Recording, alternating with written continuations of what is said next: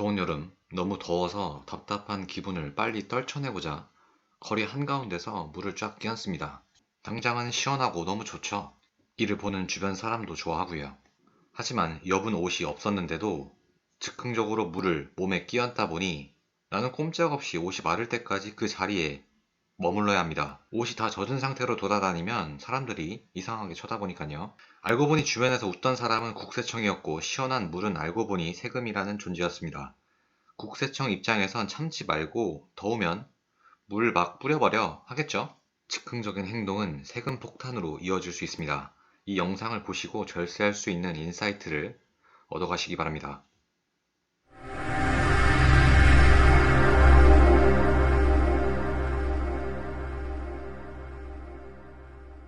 안녕하세요. 온라인 건물주입니다. 재작년까지는 패닉바잉이었던 부동산 시장이 요즘엔 기사에서 패닉셀로 바뀌었는데요. 이러한 부동산 하락기가 무서워서 본인이 가지고 있던 매물을 막 던지게 되면 당연히 좋은 값에 팔 수도 없지만 이와 더불어 막 팔게 되면 이에 보너스로 세금 폭탄까지 맞을 수 있습니다. 가지고 있던 집 두세 개 급매로 처분해서 속이 시원하신가요? 물론 당분간 부동산 하락기가 지속될 가능성도 높아 보여서 괜히 가격을 더 내려서 파는 건 아닐까 걱정을 하시는 분도 계시겠죠. 정말 끙끙 앓고 있는 것보다 급매로 처분해서 본인의 스트레스를 덜을 수 있다면 저는 그것도 괜찮다고 생각을 합니다. 하지만 그거 아시나요? 많은 분들이 양도소득세 중과에 대해서는 그래도 잘 알고 계시는데 양도소득세 합산과세는 잘 모르는 경우가 많습니다. 예를 들어서 설명해보죠.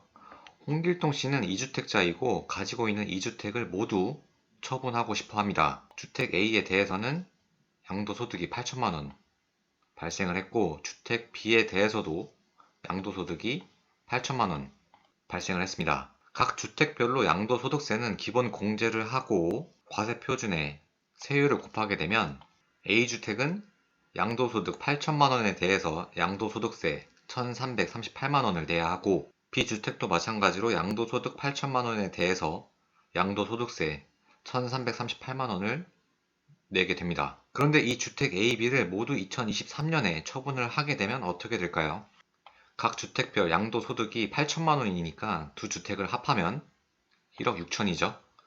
여기서 기본공제 250만 원이 들어가게 되면 과세표준이 1억 5,750만 원인데 이 구간에 대한 세율은 38%로 높아져서 양도소득세는 4,045만 원이 발생이 됩니다. 정리하면 같은 주택이라도 같은 해에 팔게 되면 양도소득세를 4,045만 원이나 내야 되지만 양도 시기를 조절하면서 내면 각 주택별 양도세가 1,338만 원이니까 곱하기 2를 하면 2,676만 원이 맞죠. 양도 시기를 어떻게 조절하느냐에 따라 세금이 1,369만 원이나 차이가 나는 거죠.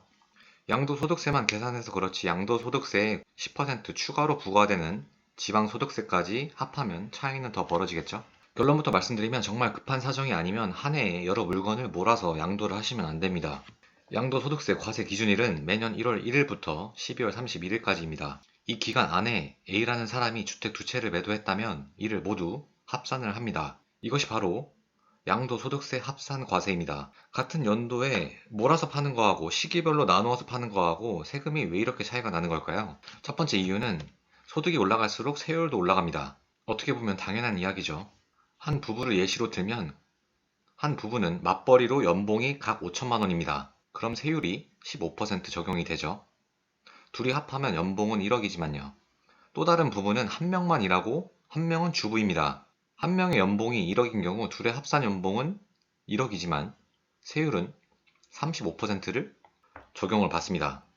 각 가정으로만 봤을 때는 소득은 똑같은데 소득세가 이렇게 차이가 많이 나니까 당연히 전자 부부가 세금을 훨씬 적게 내죠. 물론 누진 공제 등 기타 요인들을 반영하지 않았고 단순 계산을 했지만 그래도 차이가 많이 나는 것은 사실입니다. 양도소득세도 마찬가지죠. 각 주택별로 계산을 하면 양도소득이 8천만 원인 경우 24% 세율을 적용을 받지만 주택을 합산하게 돼버리면 8천만 원 곱하기 2 하게 되면 1억 6천만 원이기 때문에 세율이 38% 적용이 됩니다. 그래서 합산하게 되면 세금이 훨씬 늘어나는 거죠. 두 번째 차이가 이렇게 나는 이유 중에 하나는 바로 기본공제 250만 원이 연간 1회밖에 적용되지 않기 때문입니다. 아까 표 다시 한번 볼게요. 두 번째 항목에 기본공제가 있죠. 주택 A는 250만원, 주택 B도 250만원 공제, 즉 할인이 들어가는데 주택 A 플러스 B는 500만원이 아니라 250만원만 들어갑니다. 연간 1회로 기본 공제가 제한되어 있기 때문이죠. 즉 기본 공제, 할인을 안 해주니까 내가 내는 세금도 많아질 수밖에 없습니다. 세율도 높은 데다가 할인까지 안 해주니 세금이 훨씬 많이 늘어나는 거죠.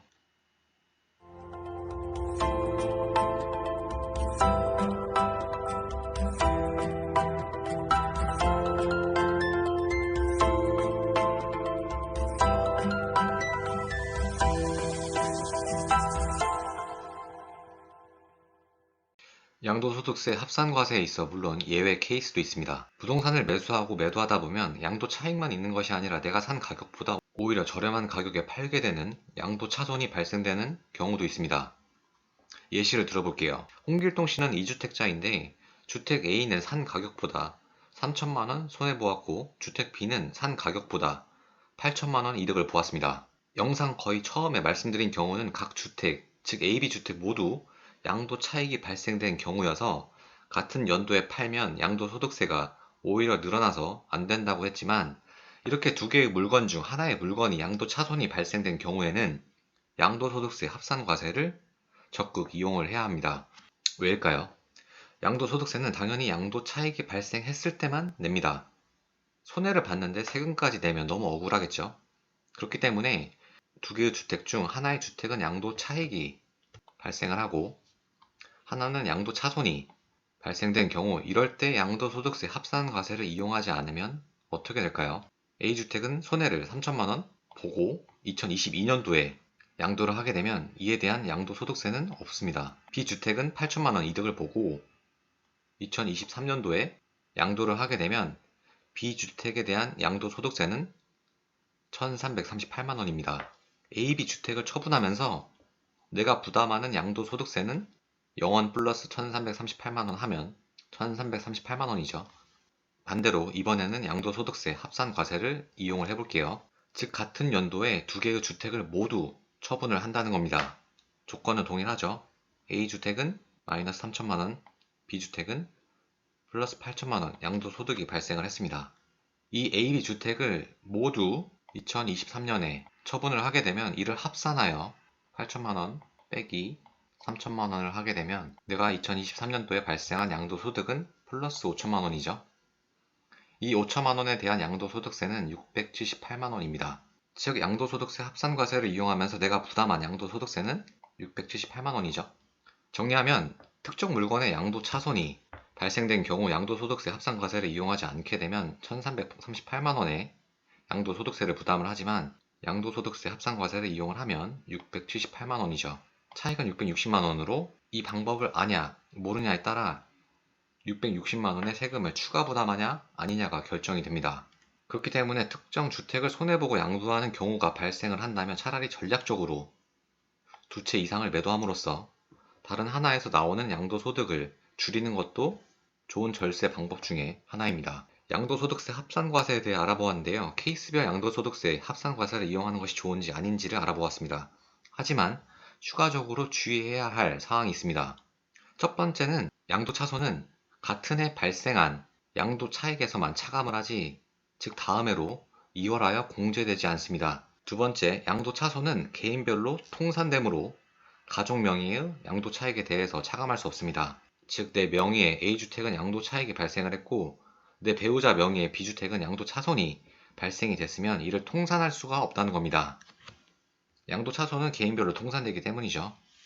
혹시나 해서 말씀드리면 통산은 통틀어 계산한다는 뜻입니다. 세 번째는 비과세되는 물건의 양도차손은 통산에서 제외됩니다. 즉 가지고 있는 물건 중에서 비과세 대상 물건이면 설령 마이너스라고 해도 양도차익 물건과 통산하지 않습니다.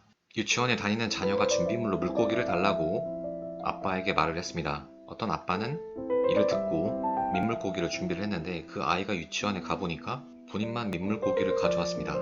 사실 저는 이 사진들을 되게 좋아하는데요. 오히려 이런 경험이 아이한테는 재미있을 것 같기도 하거든요. 근데 이 사진을 FM대로만 해석을 한다면 상황 파악을 잘 해야 한다는 뜻이겠죠? 유치원에서 물고기 준비해달라고 가정에 요청을 했는데 민물고기는 사실 유치원과 크게 어울리진 않지 않습니까? 부동산도 마찬가지입니다. 부동산 하락한다고 주변에서 매물 막 던져야 된다 이렇게 이야기하는 분들이 있을 건데, 세금 관련 경우의 수를 파악하지 않고 아무 상황 파악 없이 던졌다가는 세금 폭탄을 맞을 수 있습니다. 이렇게 되면 결론적으로 주변에서 왈가왈부한 사람들은 아무 피해가 없고 여러분만 수백, 수천만 원의 세금 고지서를 받게 됩니다. 신중한 선택을 하시길 바라겠습니다. 이상으로 영상을 마치겠습니다. 감사합니다.